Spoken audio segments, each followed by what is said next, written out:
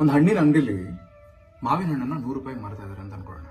100 ರೂಪಾಯಿ ಕೊಟ್ಟು ಮಾವಿನ ಹಣ್ಣು ತಂದು ಮನೇಲಿ ಮಿಲ್ಕ್ ಶೇಕ್ ಮಾಡ್ಕೊಂಡು ಕುಡಿದ್ರೆ 100 ರೂಪಾಯಿ ಕೆಲಸ ಆಗೋಯ್ತು. ಅದೇ ಹಣ್ಣನ್ನು ಒಬ್ಬ ಜ್ಯೂಸ್ ಅಂಗಡಿಯವನು ತಗೊಂಡು ಹೋಗಿ ಒಂದು 2 ಲೀಟರ್ ಮಿಲ್ಕ್ ಶೇಕ್ ಮಾಡಿ ಮಾರ್ತಾ ಇದ್ದಾನೆ ಅಂತ ಅನ್ಕೊಳ್ಳೋಣ.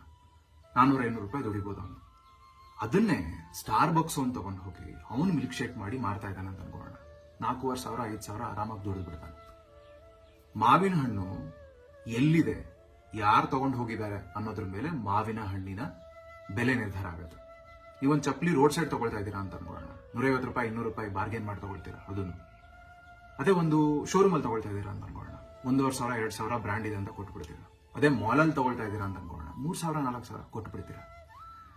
ನಿಮ್ಮ ವ್ಯಾಲ್ಯೂ ಏನು ಅನ್ನೋದು, ನೀವು ಎಲ್ಲಿದ್ದೀರಾ, ಏನ್ ಮಾಡ್ತಾ ಇದ್ದೀರಾ, ಎಷ್ಟು ದೊಡ್ಡ ಪ್ರಾಬ್ಲಮ್ ಸಾಲ್ವ್ ಮಾಡ್ತಾ ಇದ್ದೀರಾ, ಎಷ್ಟು ದೊಡ್ಡ ವ್ಯಕ್ತಿಯ ಅಥವಾ ಯಾರ ಪ್ರಾಬ್ಲಮ್ ಸಾಲ್ವ್ ಮಾಡ್ತಾ ಇದ್ದೀರಾ ಅನ್ನೋದ್ರ ಮೇಲೆ ನಿರ್ಧಾರ ಆಗುತ್ತೆ. ಇವತ್ತು ನೀವು